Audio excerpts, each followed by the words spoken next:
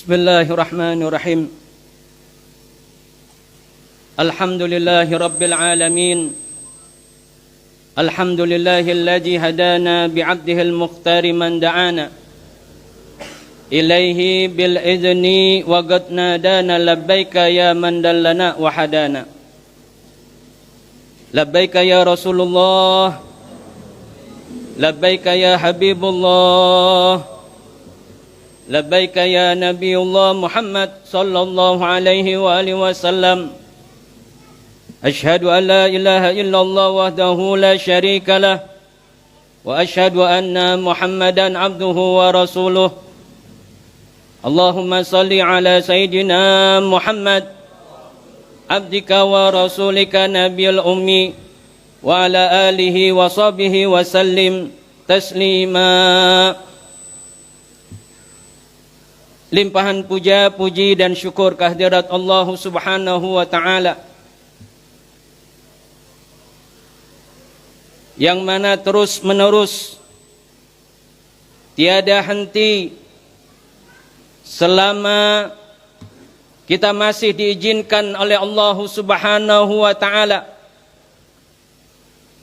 untuk merasakan kehidupan di dunia ini, maka tidak akan pernah terlepas dari curahan rahmat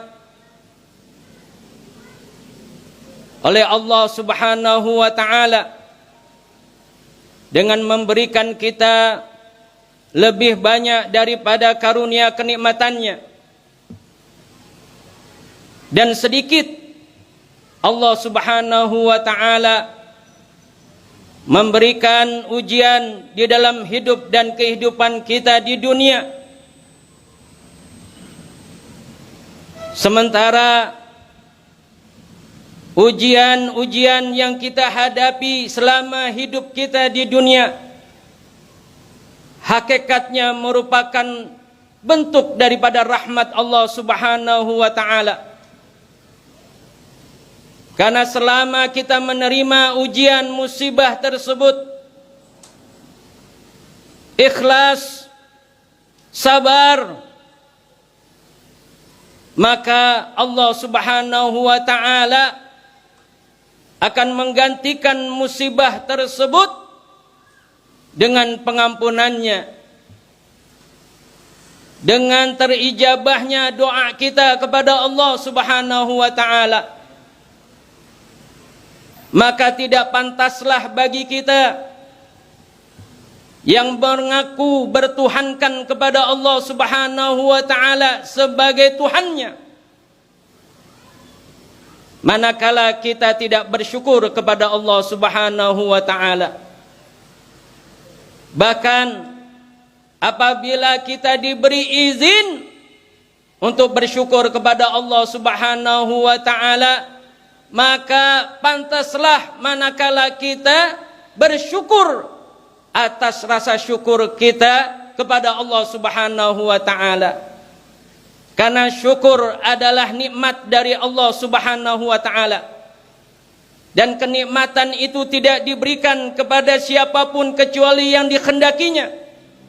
Oleh karenanya, di saat kita bersyukur, pantas apabila kita bersyukur lagi kepada Allah. Karena apabila kita bersyukur, maka Allah akan menebarkan kenikmatan yang lebih besar lagi kepada kita.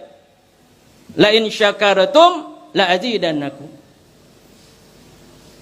Apabila kita bersyukur kepada Allah Subhanahu wa taala, niscaya kita akan ditambah kenikmatan oleh Allah Subhanahu wa taala.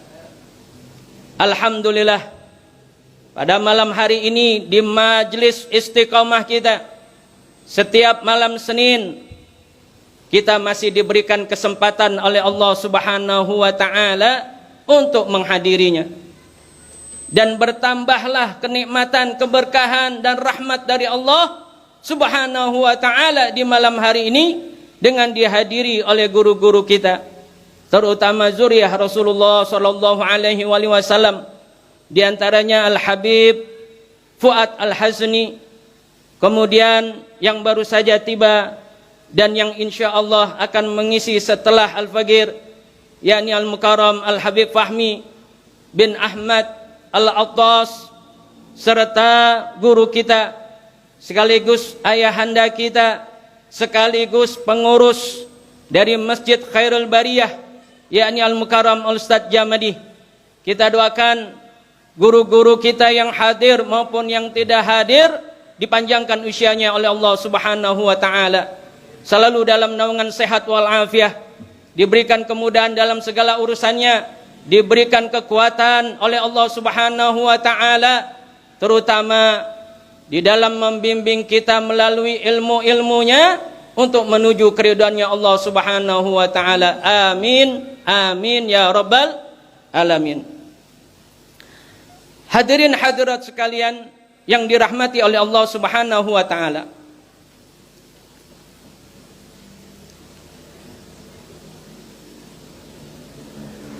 Perbuatan yang tingkat keutamaannya lebih tinggi itu disebut afdol. Sementara perbuatan yang tingkat keutamaannya di bawah itu disebut mafdul. Afdol ini paling tinggi, ya. Di bawahnya afdol itu ada dinamanya mafdul. Kalau afdol itu tingkatan daripada perbuatan yang lebih tinggi di sisi Allah Subhanahu wa taala dan sesuai dengan ajaran Rasulullah sallallahu alaihi wasallam. Contoh daripada perbuatan yang afdol ini salah satunya adalah majelis ilmu. Baik itu di dalamnya membahas tentang ilmu fikih ataupun ilmu tentang hadis ataupun itu tentang tafsir maupun itu tentang tasyawuf. Ini contoh-contoh daripada perbuatan yang tingkat keutamaan di dalam pengamalannya lebih tinggi, yang dinamakan afdol. Yang bawa buku dicatat, yang nggak bawa buku ada handphone tulis, yang nggak bawa buku nggak bawa handphone, ingat di otak kita. Yang nggak mampu juga dengerin aja, sambil berdoa, mudah-mudahan Allah kasih pemahaman. Itu dinamakan perbuatan afdol. Sementara perbuatan di bawahnya disebut mafdul. Contohnya apa? Majelis burdah, majelis maulid, majelis haul dan sebagainya. Tidak dibahas di dalamnya itu perkara ilmu.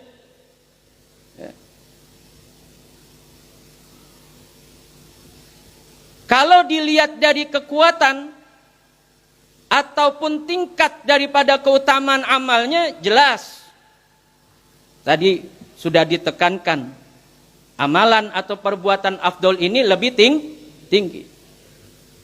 Al-Habib Salim bin Abdullah Asy-Syatiri menjelaskan perkara ini. Beliau mengatakan perkara ini menjadi siasat setan untuk mengelabui kita manusia, terutama orang-orang yang suka dengan kebaikan dan amal soleh. Ini setan udah kebingungan. Dia mau mengajak kepada orang-orang yang cinta dengan kebaikan dan amal soleh untuk berbuat maksiat atau perbuatan haram. Wah, nggak mempan deh. Karena orang-orang yang cinta kepada kebaikan dan cinta kepada amal saleh, ini setan nggak mempan. Ya. untuk mengelabui manusia seperti ini.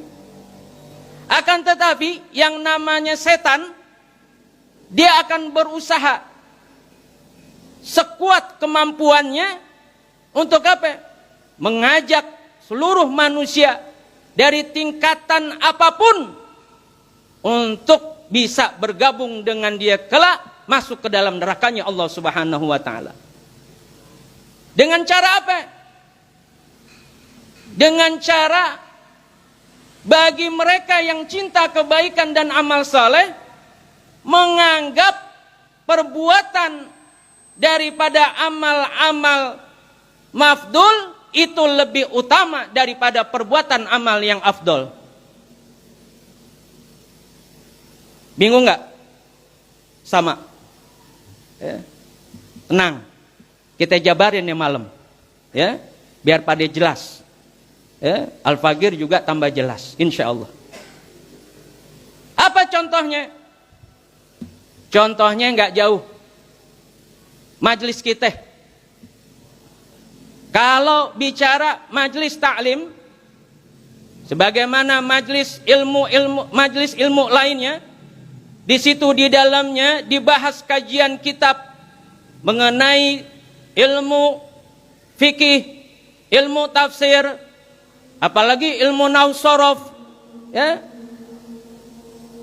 ilmu hadis. Paling ramenya awal-awal majelis doang, ya, pembukaan sama penutupan, udah, ya. Di antara waktu itu udah itu pasang surut, entar rame, entar kagak, ya. Keseringan nggak rame, ya.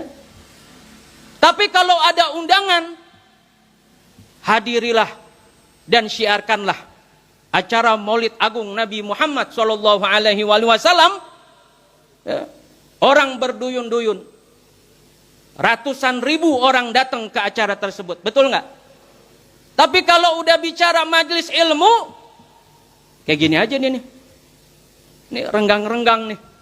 Tapi kalau udah acara Maulid besar, ya, atau acara burdah, ya, atau acara haul, Habib siapa, ulama siapa, ya, itu duduk kita empet-empetan, ya.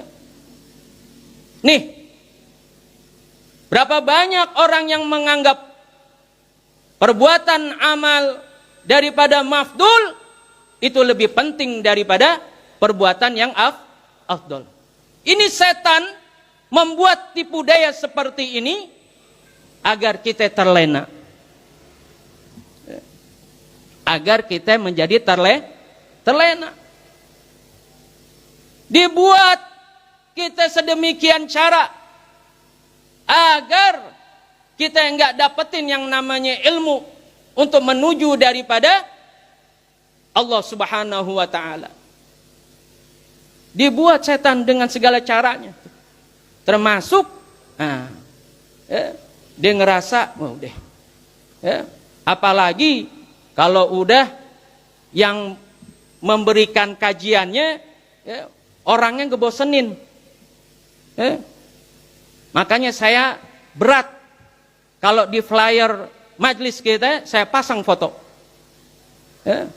Karena kalau udah pasang foto, apalagi dia kenal, tahu nih, wah Habib anu nih, ya Pak Haji yang ceramah, ya besok-besok aja gue hadir, ya.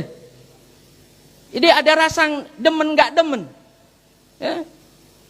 Nah, ini kata Habib Salim bin Abdullah Syatiri, orang yang seperti ini berarti dia sudah masuk di dalam cengkraman iblis, ya, cengkraman setan yang membuat tipu daya dia untuk jauh kepada Allah Subhanahu wa taala. Terus apakah tidak penting perbuatan-perbuatan mafdul? Lah, penting. Kalau orang belajar ilmu aja, dia nggak baca maulid, dia nggak baca riwayat Rasulullah SAW dalam burdah, dia tidak ikhtiram, ta'ziman kepada para guru-guru kaum salaf, diadakannya haul, dia nggak ada keterkaitan dirinya kepada acara tersebut, dia akan menjadi sombong wallahi. Dia ngerasa ilmunya lebih tinggi daripada yang nggak pernah ikut majelis ilmu. Ya. Tapi kalau dia mengutamakan majelis-majelis maulid saja, atau majelis burda saja, atau majelis haul saja, tanpa dia mendapati ilmu-ilmu agama, ilmu syariat, dia bisa kecemplung. Ya. Dia bisa menjadi orang yang bodoh. Ya. Dia nganggap sesuatu itu baik, padahal yang ada pada dirinya itu serba banyak kekurangan. Ya. Kita nggak akan pernah bisa diterima amal kita tanpa ilmu. Ya. Makanya Al-Habib Salim bin Abdullah Syatiri mengajak kepada kita yang cinta kepada kebaikan dan amal saleh, seyogyanya kita cinta kepada dua amal perbuatan ini, baik yang afdol maupun yang mafdul. Tapi yang lebih utama adalah perbuatan atau amaliyah yang afdol.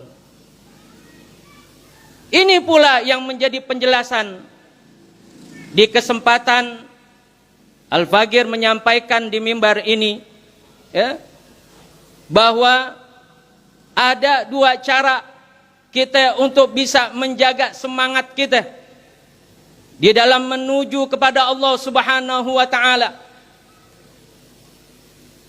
agar semangat kita tetap terjaga hadir di majlis taklim, hadir di majlis ilmu, hadir di majlis zikir, majlis selawat, terutama majlis kita, majlis Fatimiyah. Ya.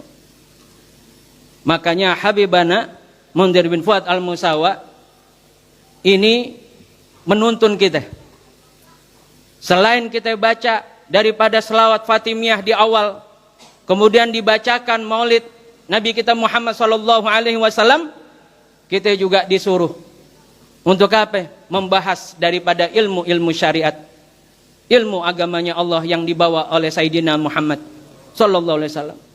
Begitu juga majlis Rasulullah SAW yang setiap kesempatan menyelenggarakan majlisnya bukan hanya sekedar pembacaan maulid belaka, tapi setelah itu dibuka kajian-kajian daripada banyaknya kitab yang dikarang oleh ulama-ulama kita. Untuk apa? Mengimbangi antara yang afdol dengan yang mafdul. Ya. Makanya salah kaprah manakala orang sangat menyepelekan majlis seperti ini. Ya. Salah kaprah. Apaan tuh majlis Fatimiyah? Ya. Jangan. Iya. Ana sebagai khadimul majlis tidak pernah menyuruh apalagi melarang antum untuk hadir di majlis-majlis di luar ini. Enggak. Silahkan. Antum mau hadir di majlis dimanapun, siapapun yang membawanya, silahkan. Ya. Tapi yang jelek apabila kita hadir satu majlis, tapi kita menghasut majlis taklim yang lain. Ini yang harus kita hindarkan. Dan mudah-mudahan kita dijauhkan oleh Allah daripada sifat seperti ini. Majlis Fatimiyah, walaupun ana sebagai khadimul majlis, ya, jangan pernah antum melihat Al-Fagir secara pribadi. Jangan. Ya. Tapi lihatlah siapa yang mengamanahkan daripada majlis ini. Saya enggak pernah meminta untuk dihormatin, enggak. Enggak pernah minta dipuji, enggak. Yang saya minta adalah kita jaga sama-sama amanah daripada Habib Mundhir bin Fuad Al-Musawa. Karena beliau yang mengazas daripada majlis Fatimiyah, sebagaimana beliau mengazas daripada majlis Rasulullah SAW. Ini majlis bersambung sanadnya kepada majlis Rasulullah SAW.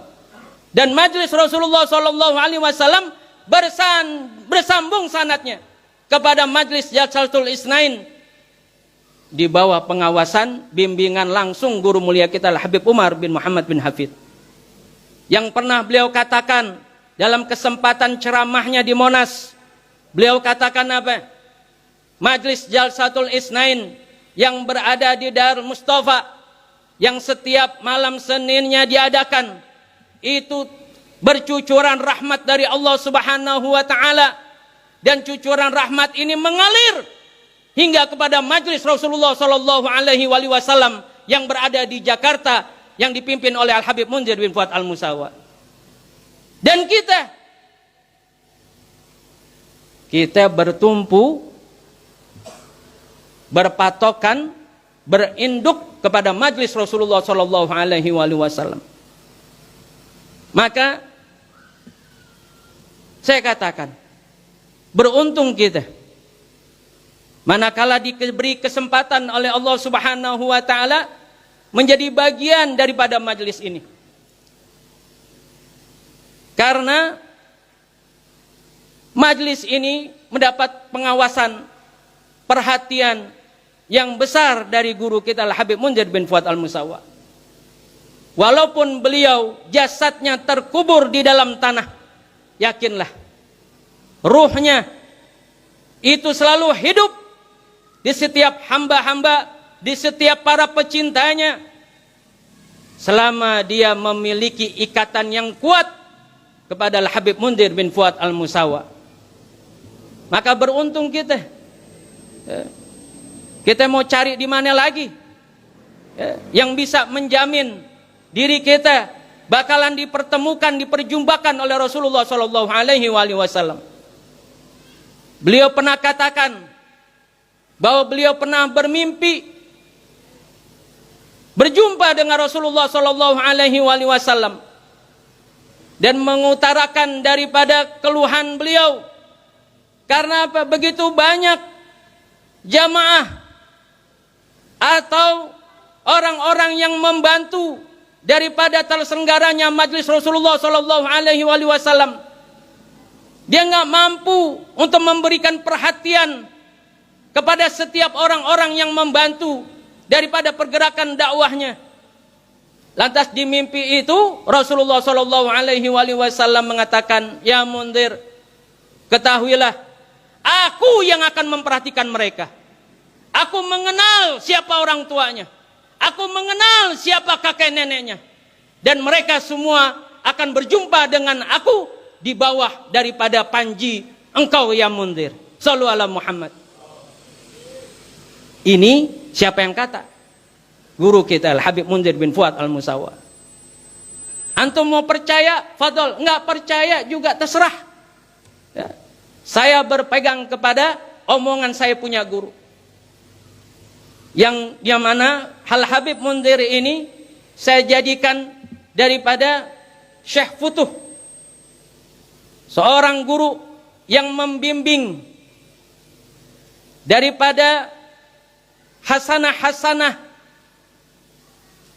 ilahiyah yang membuka wawasan sanubari untuk menuju kepada Allah Subhanahu wa taala. Kita boleh belajar kepada siapapun. Boleh belajar kepada habib manapun, silahkan. Mau ulama siapapun silahkan. Tapi saya menyarankan, ya, dari sekian banyaknya guru-guru yang dimana antum belajar, antum harus memiliki satu Syekh Futuh, atau dalam istilah saudara kita yang sebelah sono, ya, dinamakan murabbi. Yang kalau ada perbedaan di antara mereka, para guru-guru, ya, nah antum pegang satu. Karena setiap guru pasti punya pandangan yang berbeda dalam menjabarkan sebuah perkara daripada hidup dan kehidupan manusia apabila dikaitkan dengan syariat. Pasti berbeda-beda. Nggak usah jauh-jauh, antum bertanya satu perkara kepada Al Habib Fuad Al Hasni, dengan perkara yang sama antum tanyakan juga kepada Al Habib Fahmi. Terus antum tanyakan juga kepada guru kita Ustadz Jamadi. Pasti ketiga-tiganya punya penjelasan yang berbeda. Nah, kalau antum nggak berpegang salah satu di antaranya, ente mau pegang siapa? Yang ada bingung kita. Akhirnya beres otak kita. Berapa banyak orang gila karena lantaran dia nggak kuat menampung penjelasan ilmu yang dijabarkan oleh orang-orang soleh. Karena apa? Dia nggak dapetin daripada guru yang menjadi pegangannya untuk dia yakin bahwa dialah bukan benar, tapi dengan penjelasannya kita dapati daripada ketenangan untuk bisa sampai menuju kepada Allah Subhanahu wa taala. Ini penting saudara-saudara. Tapi ingat, saya nggak pernah melarang antum semua belajar dengan siapapun. Silahkan. Tapi seyogyanya antum memilih dari sekian banyak guru, ada satu guru yang benar-benar akan membimbing antum secara totalitas. Insya Allah mudah-mudahan kita dipertemukan dengan seorang syekh atau guru yang bisa membimbing kita kepada jalannya Allah, jalannya Rasulullah sallallahu alaihi wasallam. Amin, amin ya rabbal alamin. Hadirin hadirat sekalian, di pertemuan yang terakhir saya sampaikan ada dua. Yang pertama tadi telah saya sampaikan, yakni kita menghindari daripada bisikan setan. Gambarannya seperti apa? Tadi bicara amaliyah yang afdol dengan yang mafdul. Kemudian yang kedua, jangan kita bergaul dengan orang yang lalai. Ini minggu lalu manjalas jannas, pepatah Arab mengatakan demikian. Seseorang itu bergantung dengan siapa dia duduk. Seseorang itu seperti dengan siapa dia duduknya. Kalau kita bergaul dengan kaum metal,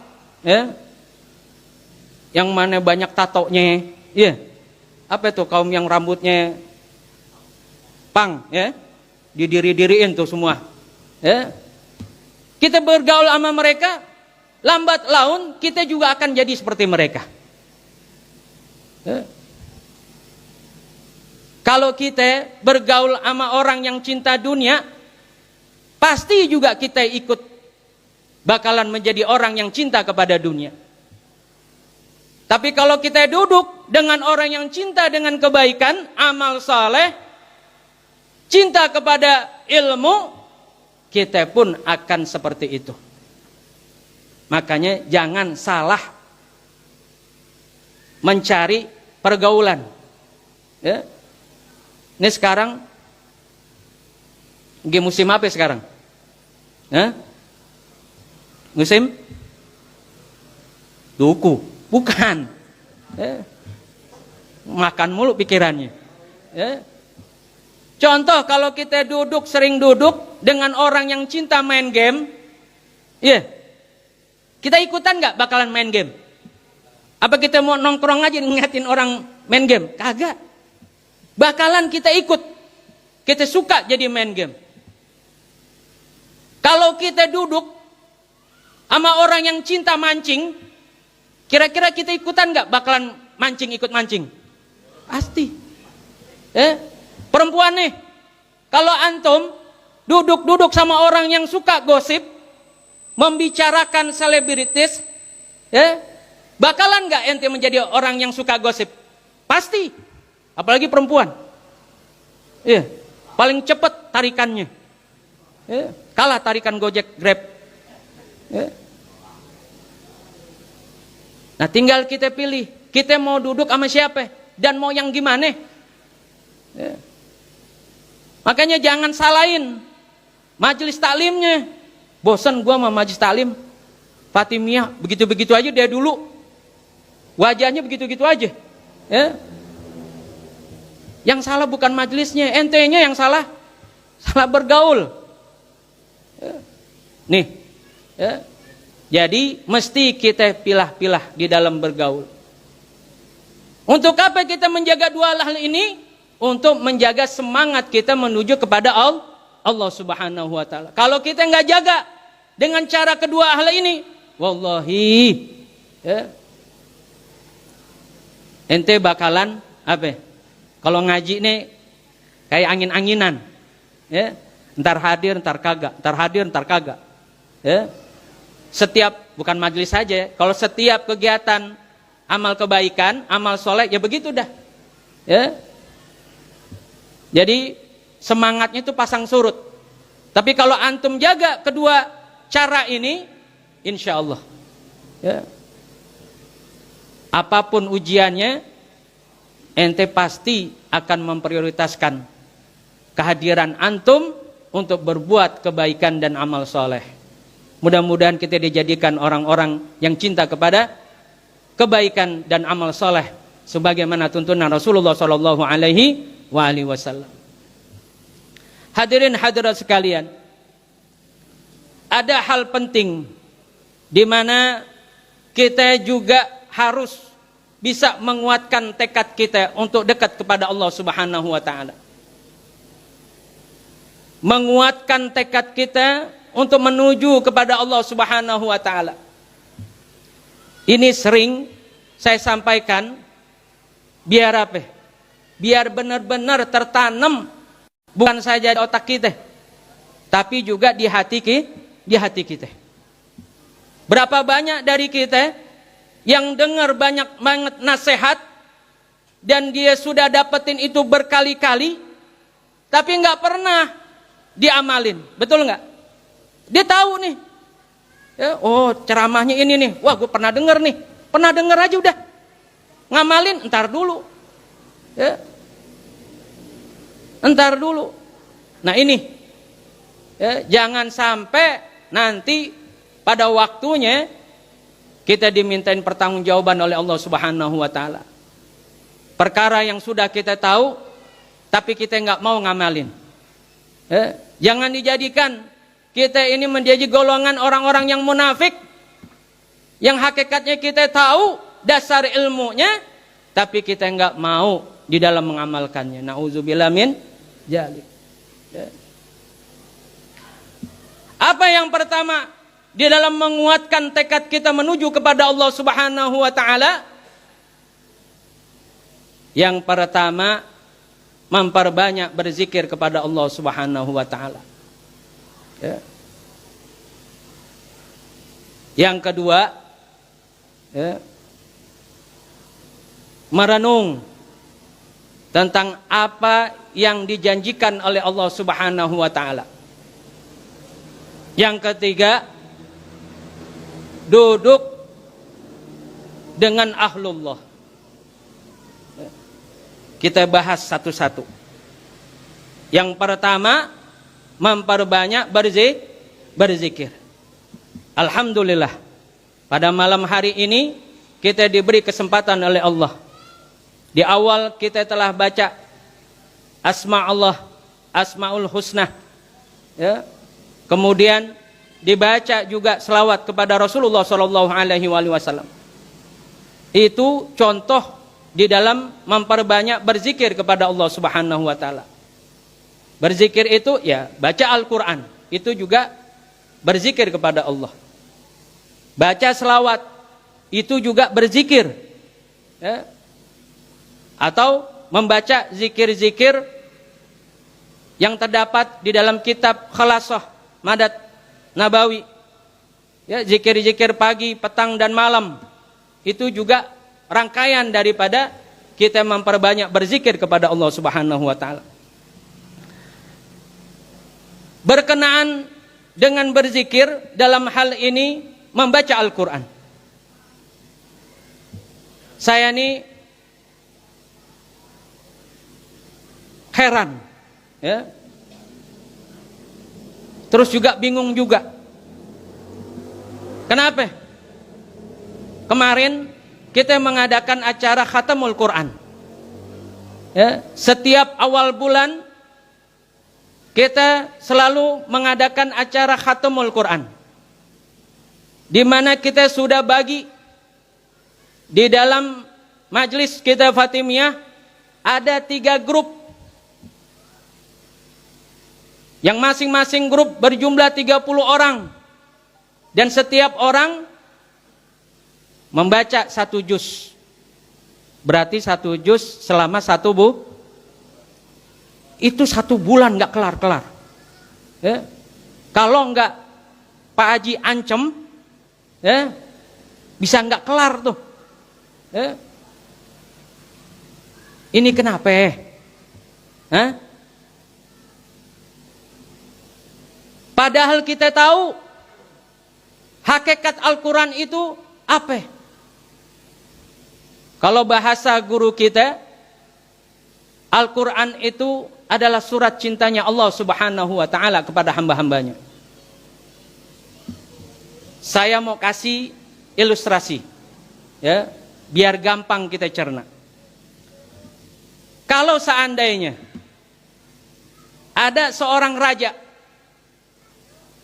dia menulis surat kepada salah satu rakyatnya,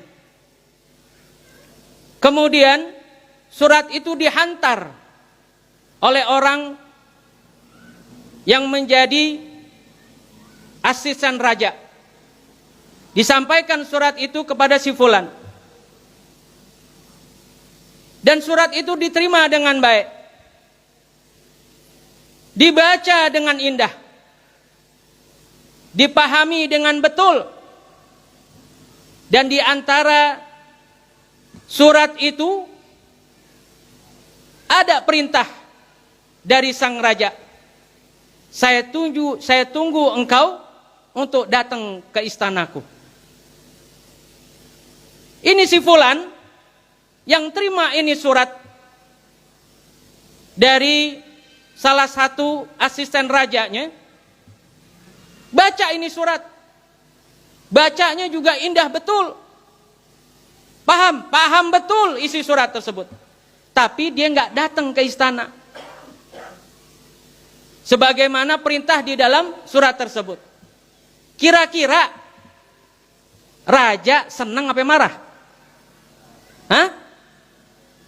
Raja senang apa marah? Marah, kecewa. Karena apa? Dia mengirim surat, udah dibaca, udah dipahami, dan di dalam suratnya itu ada perintah dia untuk datang kepada raja ke istana, tapi ini orang nggak pernah datang. Ini orang nggak pernah datang. Pasti ini raja marah dan kecewa. Gimana Allah Subhanahu wa ta'ala? Allah sudah menyampaikan suratnya kepada kita. Kita udah terima secara baik. Kita udah baca itu surat.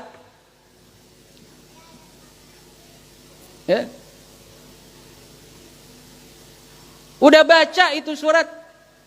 Tapi di saat ada perintah oleh Allah Subhanahu wa ta'ala untuk kita segera menuju kepada Allah Subhanahu wa ta'ala, kita tunda-tunda. Wallahi, sebagaimana kekecewaan raja tadi, Allah pun pasti akan kecewa. Dan kekecewaan Allah ini besar akibatnya kepada diri kita.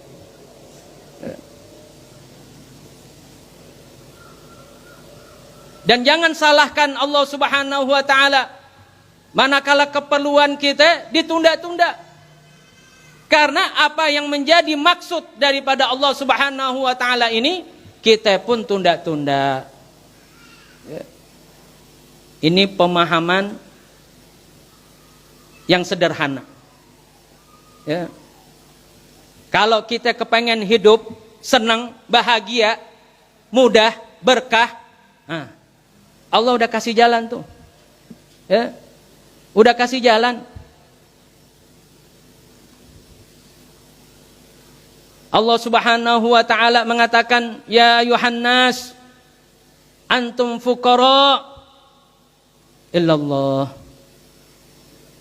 Wahai manusia sekalian, kalian ini butuh kepada Allah Subhanahu wa taala. Ya. Tapi kita seakan-akan kita ini enggak butuh kepada Allah. Kita baca, kita pahamin. Tapi kita enggak mau menyegerakan apa yang Allah mau dari kita. Ya. Ini. Dikatakan juga di dalam Al-Quran, fafirru ilallah. Maka kembalilah kepada Allah Subhanahu wa taala. Itu diseru oleh Allah Subhanahu wa taala di dalam Al-Quran. Tapi kita memperlambat langkah kita menuju kepada Allah Subhanahu wa taala. Makanya enggak heran. Ya. Kalau kita ini hidup bawaannya susah aja dah. Ya. Masalah aja dah. Ya. Karena apa? Kita memperlambat urusan Allah dan mendulukan daripada urusan kita. Padahal urusan kita belum tentu itu adalah urusan yang disenangi oleh Allah Subhanahu wa taala.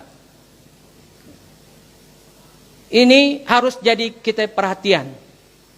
Sebagaimana perhatian kita hadir di majlis, ya, dikatakan oleh Al-Habib Ali bin Abdurrahman Al-Jufri, kekuatan sesuatu kekuatan yang menyelimuti hati manusia dan itu menjadi berharga sesuatu itu baginya, maka dia akan merasakan rasa ketakutan yang besar. Manakala hal yang bernilai itu, hal yang berharga itu hilang daripada genggamannya. Dari rasa seperti ini akan timbul kekhawatiran. Dan kekhawatiran itulah yang akan menjadikan sebab lahirnya semangat kita untuk menjaga. Kalau kita enggak menganggap sesuatu berharga Al-Quran itu bernilai, kita enggak akan jaga itu Al-Quran. Dengan santainya kita baca, dengan santainya kita memahaminya. Tapi kalau kita jaga, kita khawatir, ya, bahwa ini sesuatu adalah yang berharga, dan ada kekhawatiran kita untuk hilang keterkaitan hati kita kepada Al-Quran,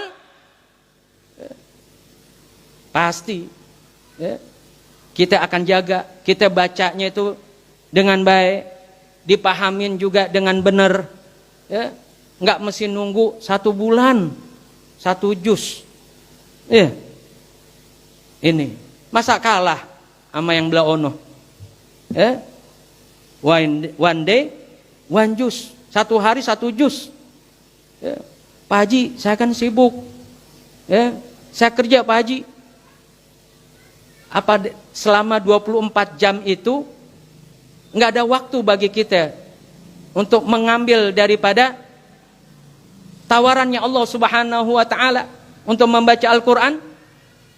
Berapa lama itu kita kerja? Paling lama nih manusia kalau di kantor itu 8 jam kalau nggak salah. Iya. Kalau tertibnya itu jam kerja itu 8 jam. Terus selebihnya ente buat apa? Ya. Selebihnya ente buat apa? Itu kalau yang kerjanya di kantoran. Nah, kalau kerjanya di Departemen Perhubungan, Gojek, Grab, ya, anda rasa nggak mungkin kalau dalam 1 hari aja kita nggak bisa nyempetin waktu, ya. Makanya ulama-ulama kita menganjurkan bacalah Al-Quran, ya, setelah sholat subuh dan juga setelah sholat maghrib, ya. Di antara 2 waktu itu merupakan waktu saatul ijabah, ya.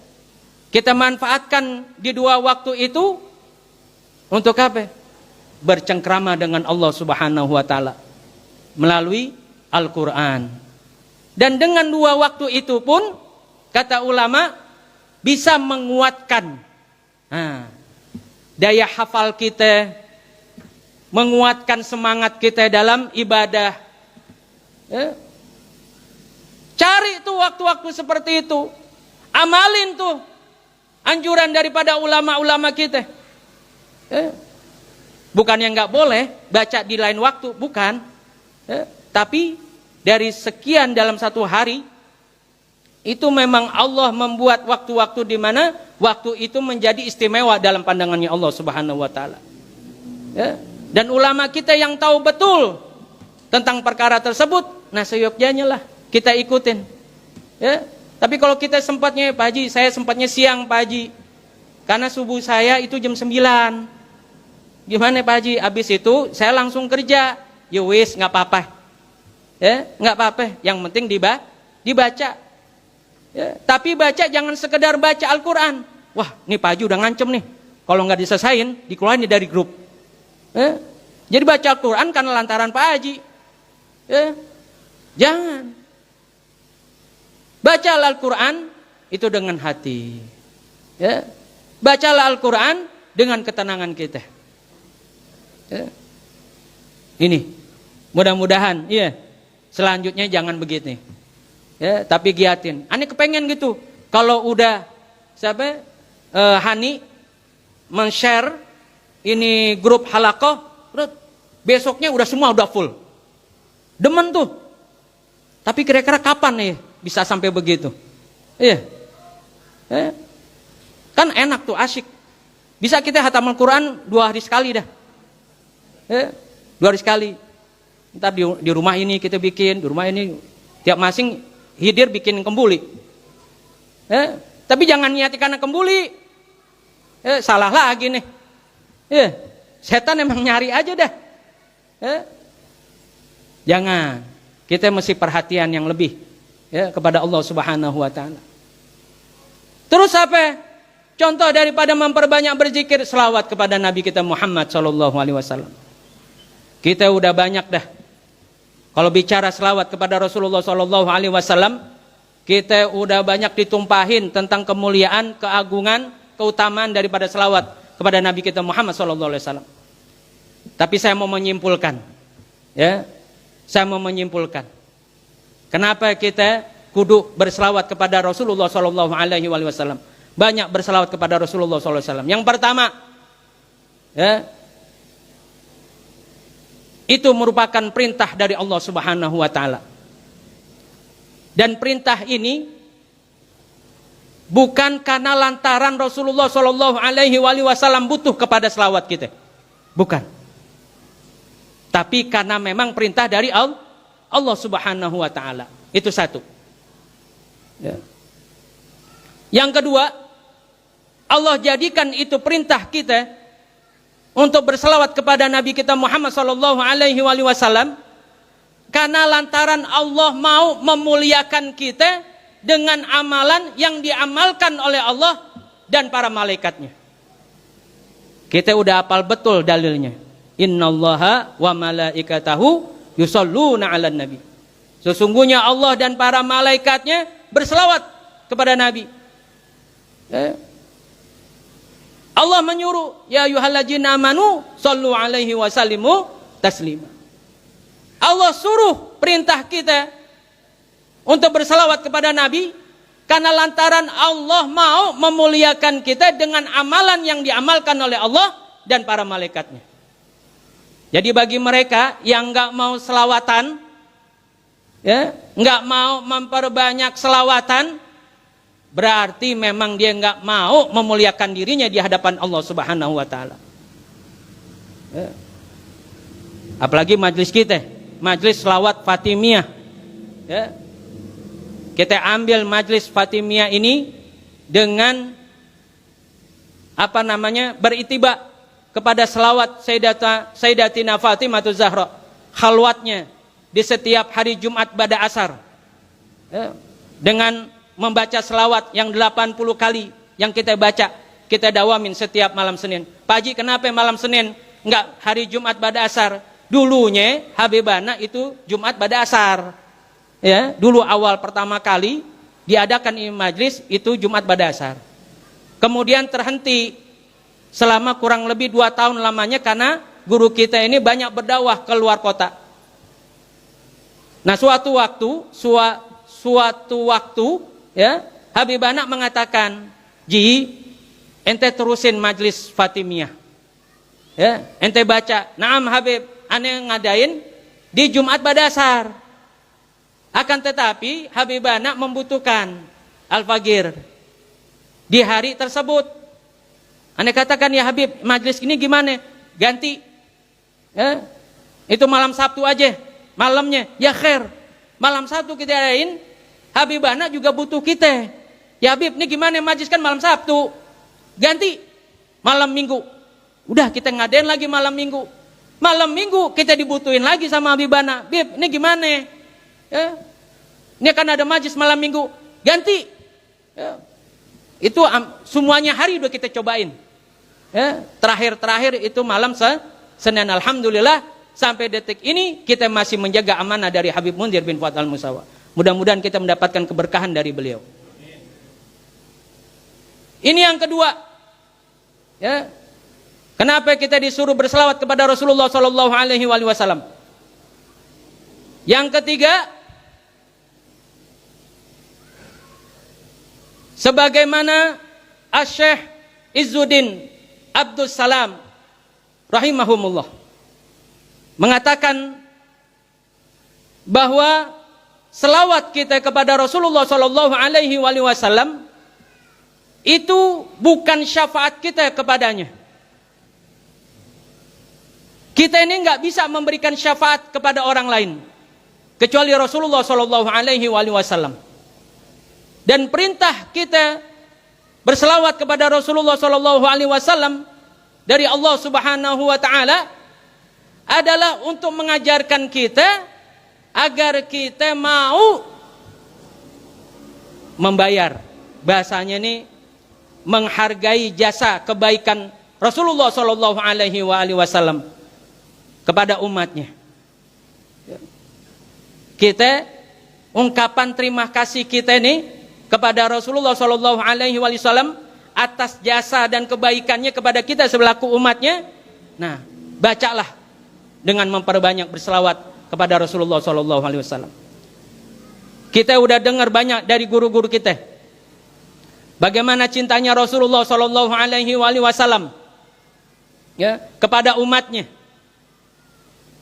Dikatakan oleh guru mulia kita Al-Habib Umar bin Muhammad bin Hafid dalam kesempatan ceramahnya bahwa nanti ya, di saat seluruh manusia dikumpulkan oleh Allah Subhanahu wa taala itu di padang mahsyar, setiap orang akan mencari siapa yang bisa menolong dirinya,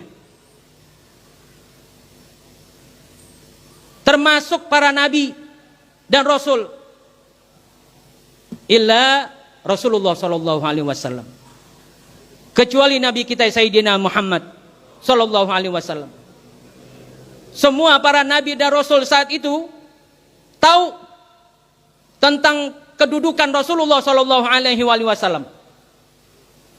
Mereka semua ingin menjadi yang orang terdekat kepada Rasulullah sallallahu alaihi wasallam.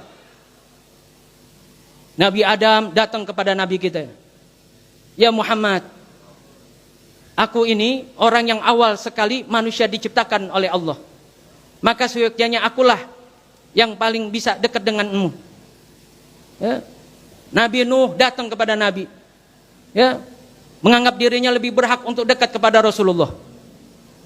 Nabi Musa, Nabi Isa, ya, semua datang kepada Rasulullah Sallallahu Alaihi Wasallam untuk meminta pertolongan kepada Nabi kita Muhammad Sallallahu Alaihi Wasallam. Mudah-mudahan kita mendapat naungan daripada Rasulullah Sallallahu Alaihi Wasallam. Dalam sebuah hadis, Rasulullah Shallallahu Alaihi Wasallam pernah didatangi oleh malaikat Jibril untuk menyampaikan amanat dari Allah Subhanahu Wa Taala. Ya Rasulullah,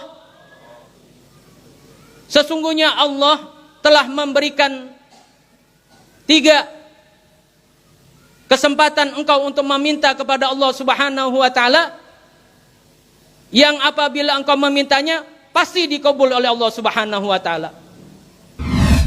Allahumma ighfir ummati. Ya Allah, ampunilah umatku. Lantas yang kedua, ya Rasulullah, Allahumma fir ummati. Allah jawab dengan jawaban yang sama, ya Allah, ampunilah umatku. Apa yang ketiga ya Rasulullah? Dan Rasulullah Shallallahu Alaihi Wasallam menjawab, sungguhnya aku akan memberi syafaat kepada seluruh umatku dan orang-orang yang meminta naungan kepadaku. Di dalam hadis ini menjadi dalil bahwa nanti seluruh para nabi dan rasul semuanya berada di bawah panji Sayyidina Muhammad Sallallahu Alaihi Wasallam. Makanya beruntung kita orang yang memperbanyak berselawat kepada Rasulullah Sallallahu Alaihi Wasallam.